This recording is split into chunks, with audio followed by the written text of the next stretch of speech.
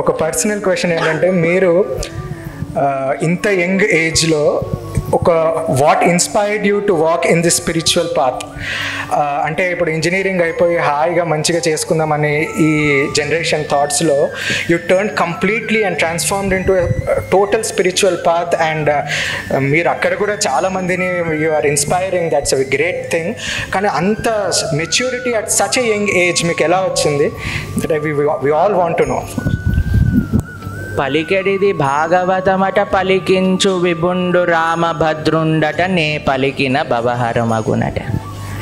మేము ఈరోజు చేసే సేవ అంతా ఆచార్య అనుగ్రహం, భగవంతుడి యొక్క అనుగ్రహం. అయితే మాకు చిన్నప్పటి నుంచి ఒక కోరిక ఉండేదండి. ఏంటో తెలిసిన కోరిక, అది ఎలా వచ్చిందో ఎప్పుడు స్టార్ట్ అయిందో తెలియదు, కానీ ఒక కోరిక ఉండేది.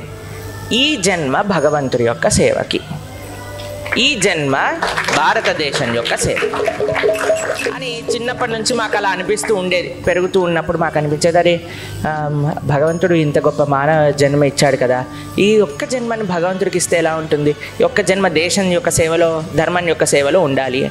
సరే అని మేము పెద్దగా అవుతున్నప్పుడు మాకు చాలా చాలా చాలా చాలా ఇన్స్పిరేషన్, మేము చూస్తూ పెరిగినాం, వింటూ పెరిగినాం, ఆచార్య కృపాపాత్రులు అవుతూ పెరిగినది మన స్వామివారు. స్వామివారిని చూస్తూ, స్వామివారి యొక్క సేవలను చూస్తూ, స్వామివారి యొక్క ప్రవచనాలు వింటూ మాకు చాలా చాలా చాలా చాలా ఇన్స్పిరేషన్ వచ్చేది. మేము అనుకునే వాళ్ళం పెద్దగా అయ్యాక స్వామివారిలా అవ్వాలి అంటే, స్వామివారిలా అవ్వాలని కాదు, స్వామివారిలా సేవ చేసే ఒక సంకల్పం రావాలి. తర్వాత మేము ఎప్పుడైతే ఇంజనీరింగ్ చదువుకోవడానికి వెళ్ళామో అప్పుడు అంతా చూసామన్నమాట. మేము ఇదేంటబ్బా, ఇదా ప్రపంచం అంటే, ఇదా ఆనందం అంటే. అందరూ ఆనందం వెనకాల పరిగెత్తుతూ ఉన్నారు, కానీ బాధపడుతూ ఉన్నారు.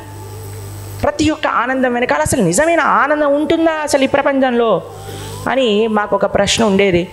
సరే మేము అన్నాం, 7th క్లాస్లో ఉన్నప్పుడు అయిపోయింది కదా, 7th క్లాస్ బోర్డ్ ఎగ్జామ్ ఉండేదండి. కానీ మేము 7th క్లాస్లోకి రాగానే బోర్డ్ ఎగ్జామ్ అయిపోయింది అనమాట. అప్పుడు మేము చెప్పాం, ఎట్లానో బోర్డ్ ఎగ్జామ్ లేదు, హ్యాపీగా మేము వెళ్ళి ఏదో అధ్యయనం చేసి చక్కగా సేవ చేసుకుంటామంటే, లేదు 10th కంప్లీట్ చేయండి అని. సరే అని 10th ఎగ్జామ్ రాసాక ఇప్పుడు వెళ్ళామా అన్నారు. లేదు ఇంటర్ చేయనా అన్న. ఇంటర్మీడియట్ అయిపోయాక ఉత్తి ఇంజనీరింగ్ చేసేసి అప్పుడు వెళ్ళిపోవాలి. సరేనే ఆయనతో ఇంజనీరింగ్ కూడా పూర్తి అయిపోయి అంత సమయంలోనే అప్పుడే మా గురువు గారిని మేము కలుసుకోవటం, పరమ పూజ్య రాధానాథ్ స్వామీజీ మహారాజ్ వారి యొక్క చరిత్రను చదవటం, దాని తర్వాత వారి యొక్క ప్రవచనములు వినటం, అలానే భక్తుల యొక్క సాంగత్యంలోకి రావటం, శ్రీల ప్రభుపాదులు వారి భగవద్గీత ఈ పుస్తకాలన్నింటినీ అధ్యయనం చేయటం. అప్పుడు ఏంటి ఆధ్యాత్మికత అంటే ఏంటి, ఎలా మన జీవితంలో భగవానుని ఆశ్రయించాలి అనే ఒక మార్గం మాకు సులభంగా తెలిసిందనమాట. సరే ఈ జన్మని భగవంతుడు ఆచార్యుల యొక్క సేవలో వినియోగించాలి అని ఇంజనీరింగ్ అయిపోయాక ఎప్పుడైతే మాకు జాబ్ వచ్చిందో అప్పుడు మా నాన్నగారికి అమ్మగారికి దగ్గరికి వచ్చామన్నమాట. చెప్పి ఇలా ఈ కంపెనీస్లో వచ్చాయమ్మా, కానీ మీరు ఉద్యోగం చేయమంటే చేస్తాము, ఆశ్రమానికి వెళ్ళమంటే వెళ్తాము.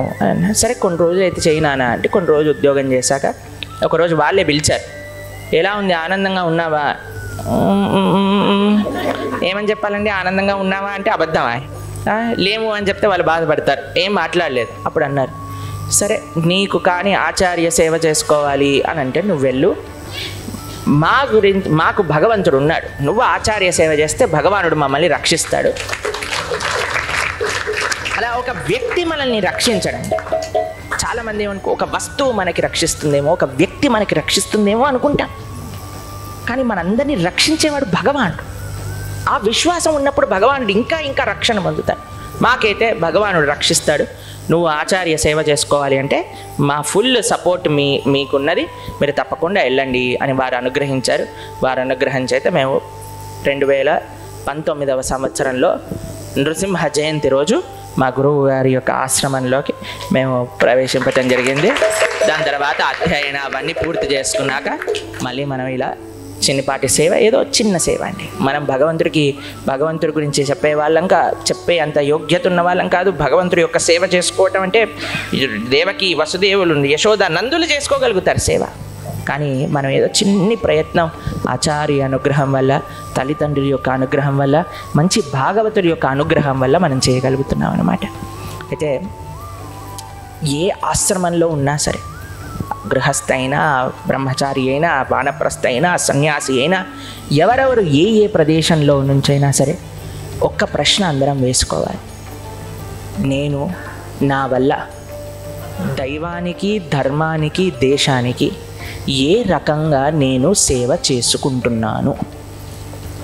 ఎవరైనా పర్వాలేదండి, ఈ ప్రశ్న వేసుకొని మనం సేవ చేయటం ప్రారంభం చేస్తే మన జీవితము మారుతుంది. మన జీవితం మారటంతో పాటు సమాజం కూడా మారుతుంది. ఆ చిన్ని ప్రయత్నం ఏం ఒక చిన్న తప్పడాలు కూడా అంటారు కదండి, చిన్నపిల్లవాడు అలా వేస్తూ ఉన్నాం. మీరందరూ భాగవతులందరూ స్వామికి ప్రార్థన చేస్తే ఆ స్వామి యొక్క అనుగ్రహం ఉంటే మేము ఇంకా చేయగలుగుతాం.